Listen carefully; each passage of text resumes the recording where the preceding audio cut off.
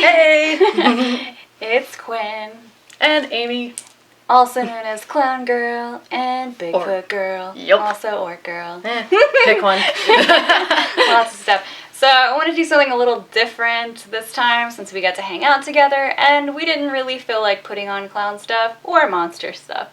So here we are. You're welcome.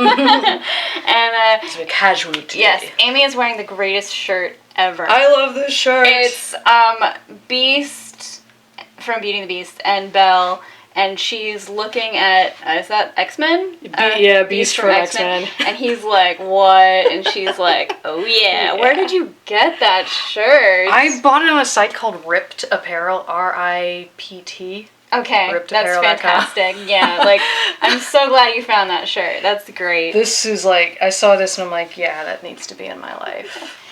And yeah, mine is just donut worry, be happy, which is still fantastic. Because donuts, and yeah. Wow. So I wanted to talk about, it is around October. I mean, it is October, like the best time of the year. I feel like people have been really wanting it to be October this year. Yeah. I mean, I always do, but Like just been really excited for like Halloween movies and I mean, not necessarily the Halloween franchise, but movies we like to get us in the mood for Halloween. Kind of like the video I did a few years ago with Jessica Nova, where we talked about movies that get us in the Halloween mood. But me and Amy, we just wanted to talk about movies that we've watched this year that have really given us a lot of comfort, or movies that we just really like that we've been watching a lot lately. And yeah, so here we are. Here we Yay! are. And I feel you on everybody you and I were always ready for it to be Halloween. Yeah. But like other people who normally don't care about Halloween, like, oh, Halloween. I'm so excited this year. We just needed something to look forward to this year. Yeah, something that's fun and nostalgia-y. Right. So something like newer that I've been watching this season, The Haunting of Bly Manor just came out, which is directed by Mike Flanagan, who I super love right now. I mean, I love him anyway, but I feel like he and I connect on a super geeky level. I've been watching Dr. Sleep a lot, which he also directed, which is, Stephen King sequel to The Shining. And I just absolutely love that movie. If you watch it, watch the 3-hour and 5-minute version because, yes, it's the best. He also did Gerald's Game, which I talked about with Whitney Morgan a few months back. But yeah, I know it's kind of a depressing movie, like considering the subject matter, but it's very comforting to me. Like I love Rose the Hat, and yeah. So, but anyway, sorry, Bly Manor, Haunting of Bly Manor. Like, it's all right. He also, by the way, he also did Haunting of Hill House. Oh. Yeah, it's the same. That guy. Yeah.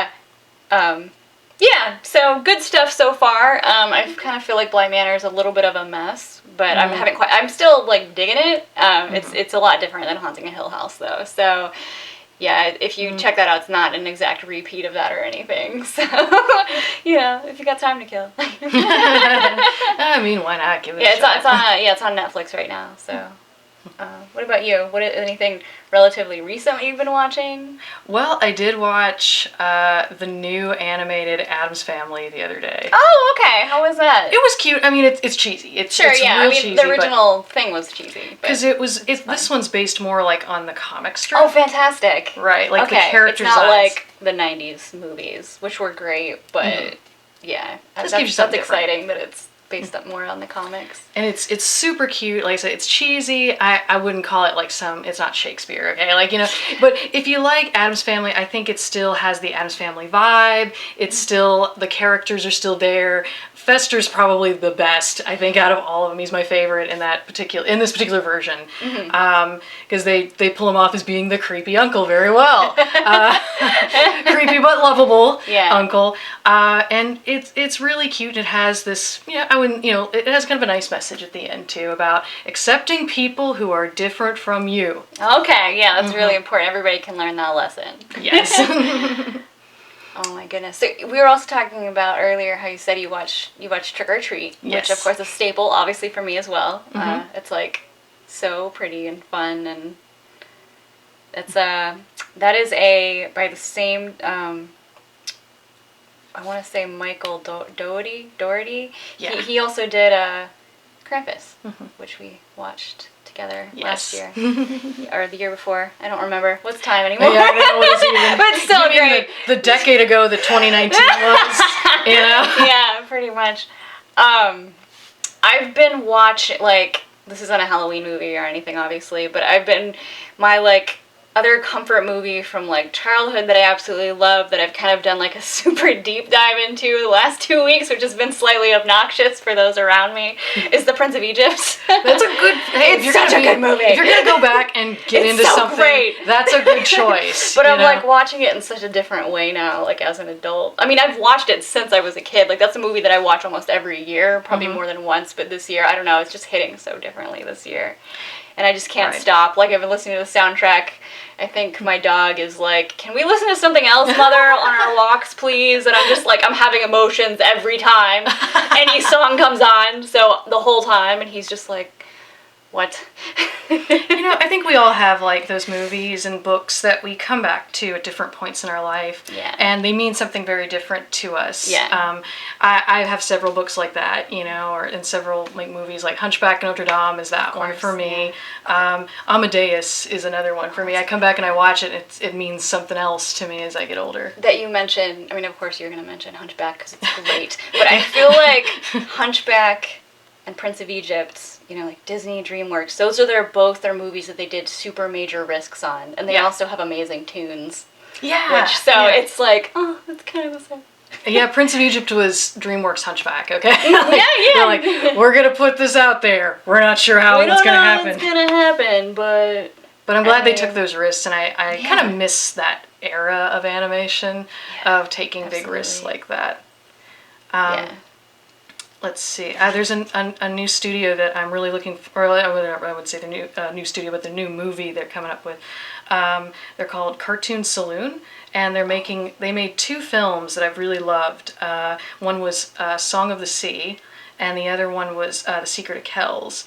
And this new one they're doing is about wolves, and it's coming out very soon. Oh, is it the wolf? The Wolf Talker or Wolf? Yeah. I just saw a trailer for that, and I think I just shared it on social media because I remember you were telling me that you were super excited about this new, like the animation studio that you like, and I was like, okay, cool. And then I just saw the trailer today. That looks so amazing. Right? I am so excited. It's like Wolf Talkers. I think that's what it is. I think so. The animation looks so cute. Their studio is really good, and I really like their work is beautiful, and it's cute, it's pretty, and also like they take risks, like they do stuff that's kind of out there, and I can really respect that. Speaking of things that are super out there, that's weird animation. I don't know how new this is to the Netflix, but I just started watching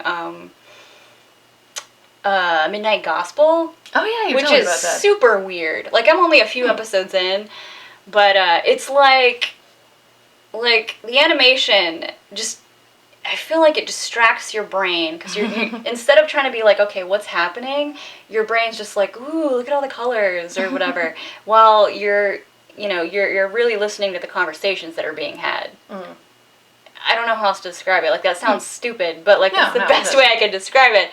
And it's like, I don't know. I think it's really interesting. I think it's by or at least the same people or similar people that were doing Adventure Time. That's kind of what the art reminds me of. I don't know if that's for true or not, but that's what it makes me think of. But yeah, I think that's relatively new to Netflix. So it looks Midnight like it Gospel. Yeah. It's wild. I love, odd animation styles like that kind of like, it could actually be kind of serious of a story. Yeah. But you're not really thinking about it at first because you're paying attention to the animation, like you said. A lot of anime does that. Like, they'll have a super cute animation style, and then horrible, awful, mean things happen to the characters, and you're like, it turns into this deep story, and you're like, wow. I thought this was going to be a moe slice of life thing. No, it's not. No, it's not. Wow. Yeah. It's good stuff. I think it's things that are comforting is good to cling to, I think, this year. While you're dealing with everything else, try to find something nice that makes you happy. Yeah, I think that's kind of all I got to really say at the moment. So, Happy holidays. Yeah. Because it's a whole season. So next week, you guys get to watch me do the 1-chip challenge. Well, my clown self do the Carolina Reaper 1-chip challenge. So, yeah. I'm excited to see that. Have fun with that. Have fun watching me suffer. As I was just saying, do things that make you happy. I mean, you're welcome, I guess. Alright, so I'll see you guys next time. Bye.